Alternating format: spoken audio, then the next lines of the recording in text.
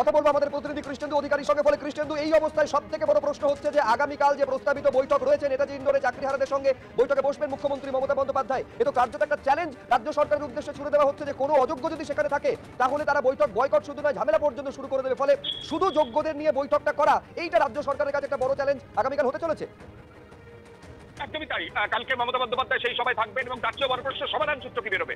কারণ যারা চাকরি হারা, সদ্য চাকরি হারা, আজকে তারা শহীদ মিনারে জড়ো হয়েছিলেন এবং তারা সঙ্গে দিয়েছেন কালকে তারা যাবেন, কিন্তু প্রথম শর্তই হচ্ছে কোনো অসুবিধা না থাকে যদি তাহলে তারা সেখানে বয়কট করে চলে আসবেন এবং পাশাপাশি সেখানে ঝামেলা শুরু করবেন।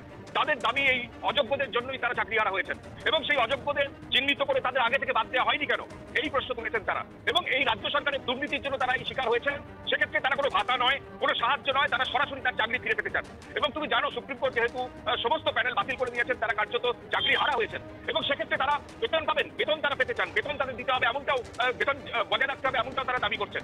অর্থাৎ একদিকে মমতা বন্দ্যোপাধ্যায় রাজ্যের প্রশাসনিক প্রধান তার কার্যত একাধিক শর্ত দিয়ে হুঁশিয়ারি দিয়ে কালকে চাকরি হারারা মমতা বন্দ্যোপাধ্যায়ের সঙ্গে যোগ দেবেন। যদিও তৃণমূলের তরফ থেকে কুণাল ঘোষ সেটা জানিয়েছেন যে দল এবং মমতা বন্দ্যোপাধ্যায় তারা অবৈধদের পাশে নেই এবং পাশাপাশি দাঁড়াবেন না এবং কালকে মমতা বন্দ্যোপাধ্যায়ের কথা তারা শোনার জন্য আবেদন জানিয়েছেন। এবং এটাও বলছেন, কুণাল ঘোষ অভিযোগ করছেন যে বিজেপি এবং সিপিএম তারা একটা ষড়যন্ত্র করতে পারে, সেখানে একটা ঝামেলা হতে পারে। কিন্তু যদিও যারা চাকরি হারা তারা সরাসরি কালকে হুঁশিয়ারি দিয়ে বলছেন কালকে তারা অযোগ্য যদি যান তারা ঝামেলা করবেন এবং তারা আশু সমাধান চান। অর্থাৎ তারা যেভাবে যোগ্যতার নিরিখে পরীক্ষা দিয়ে 8 বছর ধরে 6 বছর ধরে চাকরি করে বেতন পেয়ে এসে মাধ্যমিক উচ্চ মাধ্যমিকের খাতা দেখার পরেও তাদের সেই সিদ্ধান্ত বহাল রাখতে হবে। সেই সমাধান কিভাবে সম্ভব এখন সেটাই দেখার।